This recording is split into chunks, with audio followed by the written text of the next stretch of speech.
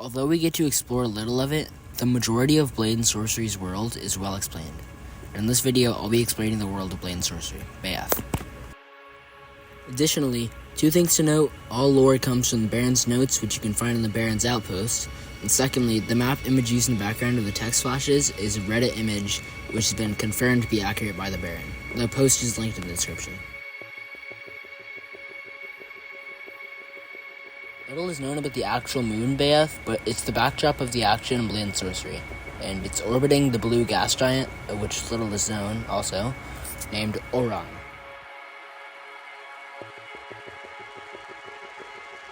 Eridan, or Eridan, if you want to pronounce it that way, is the kingdom where almost all events of the game take place. It's described in the Baron's notes as a continent with a mountainous region where the Dalgarian ruins are tucked away, along with many crystals which are being hunted for and mined out. The Iradian Queen has ordered an intense focus on stopping the crystal prospectors, trade of crystals, and sorcery in general. The Iradians are not above using sorcery for their own gain, like in combat. However, they believe that consuming of crystals causes destruction of one's humanity and corrupts the soul of a user.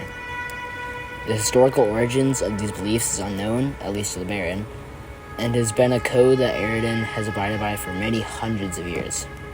Eridan has not been hampered by their negative look on sorcery, though, as it has the largest military of any of the 5 kingdoms and is a melting pot of Byeth's races and cultures.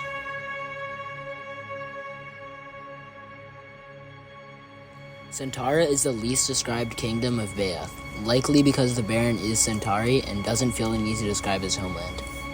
However, in the short notes we have, Centaura is described as having white sands and crystal blue oceans, as the notes say, and vast fields of lilacs.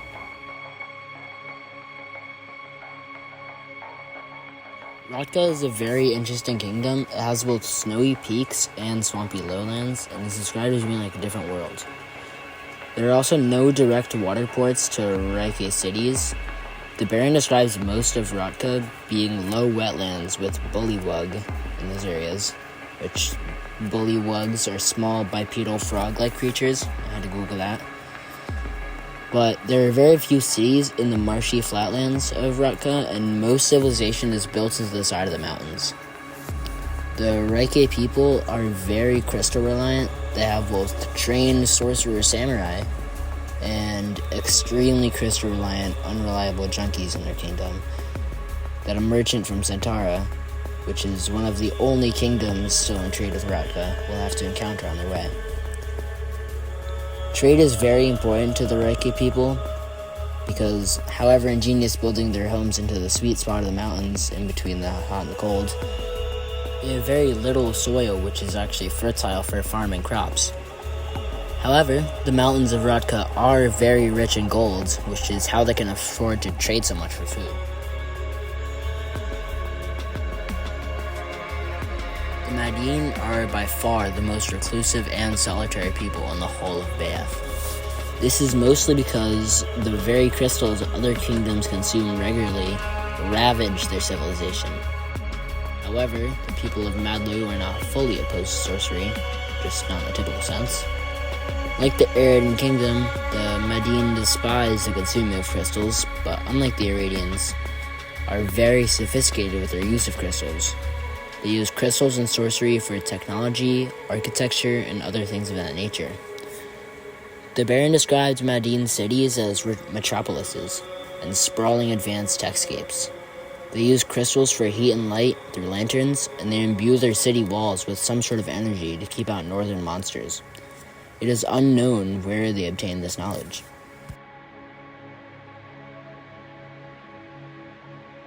Greystone, although not being a kingdom, is very well explained in the Baron's notes, however mostly about the Baron's experience. Greystone is extremely decrepit and downright scary based on how the Baron describes it. For example, Centauri captains often hang bodies of traitors, mutineers, and thieves from the cliffs of Greystone. Centauri locals believe a curse befalls Greystone. Deep in the jungle of Greystone, there is a staircase descending below ground where a sort of tomb is containing undead, human-like creatures, alluding that there might be another class of sorcery besides body, mind, fire, lightning, and gravity. possibly necromancy or something similar.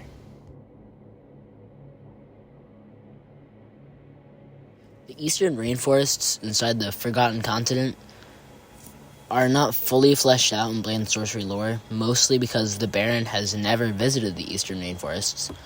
However, the Baron's grandfather had been to the eastern rainforest and revealed his experience to the Baron. The story goes as the eastern rainforests were once the home of the Madian, possibly where their melanin-rich skin traces to. Over time, before the Madian were so opposed to the consuming of crystals, the rainforest started to go corrupted as they used sorcery. The note goes, "The forest twisted and gnarled. Creatures became deformed and rabid, until all that was left were mockeries of the fauna and flora that once existed there." Which is where the Madian learned their deep hatred for sorcery. It is unknown if the eastern rainforests are still as mangled and corrupted as they were before. Khartib is described by the Baron as very diverse in culture. As far as geography, Khartib is mostly a land of deserts with golden sands, as the notes say. Khartib is very different from other kingdoms, with bustling bazaars, camels, sand skimmers, and with sandworms under the ground. Little more is known about Khartib, at least from the notes, and their view on crystal consumption and use in general is fully unknown. However, something we do know, specifically in current Kari's politics, a warlord, supposed to be 10 feet tall with the strength of 100 warriors, is uniting all the miscellaneous tribes of the desert, which is very dangerous, as united Khartib could rival superpowers of Byeth, such as Eridan. In fact, Kari's and Aradian tensions have been rising, and the threat of war is on the horizon.